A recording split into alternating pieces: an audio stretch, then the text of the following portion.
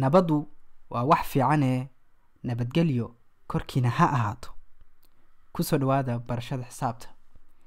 daawada magacaygu waa Shiine Gestir, waxaana weli ku guda jirnaa cashirkeeni Pythagoras Theorem sida loogu xisaabiyo Microsoft Excel.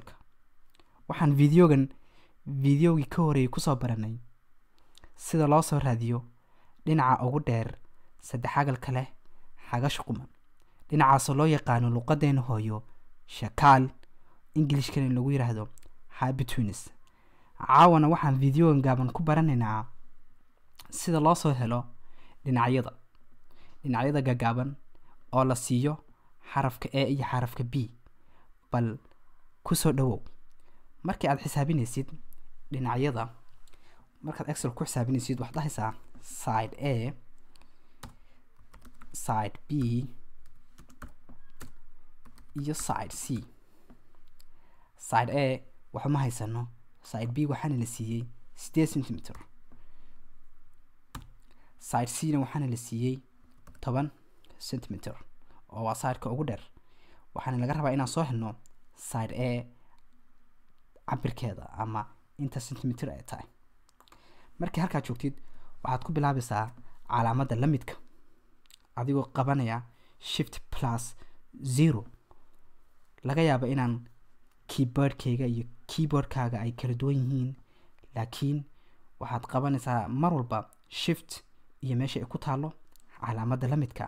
marka intaas samaysid waxaad furaysaa qawska. markaad furtid ayaa waxaad dhahaysaa side C oo ah 10 ayaad click siinaysaa.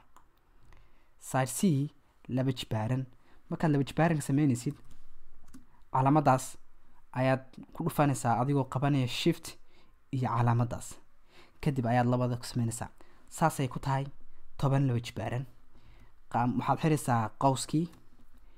kadib markii la raadinayo dhinaca yarka ah ee loo yaqaano leega, aad haysatid dhinaca dheer iyo dhinaca kale, waxaad xasuusataa in la kala jari jiray. markaas waxaad ka jaraysaa, dhahaysaa laga jaray baad dhahaysaa. kadibna waxaad furaysaa qaws mar kale. kadib ayaad 8 ku dul dhufanaysaa. 8dana dabcan waa laba jibaaraysaa sidii aan soo sameynay adigoo sameynaya Shift+ calaamadaas. kadibna labadii ayaad ku qabanaysaa si ay u laba jibaaranto. waad soo xiraysaa. halka markaad joogtid enter baad dhahaysaa. 8 laba jibaaran waxaan u jeedaa 10 laba jibaaran oo laga jaray 8 laba jibaaran waxay soo baxday inay tahay 36.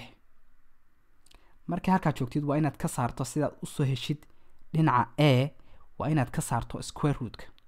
ku dul dhufo marka ku dul dhufatid ayaad la midka iyo qawska ugu horeeya dhexdooda ayaad click siinaysaa.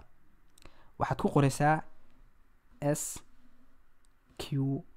SQRT oo u taagan square root. taas laba jeer click siinaysaa.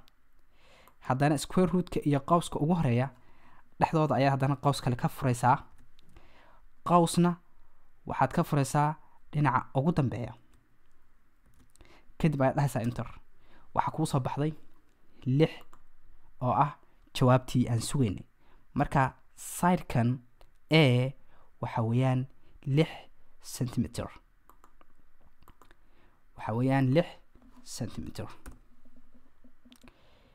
waxaan rajeynayaa daawade inuu videogan gaaban uu ku anfacayo.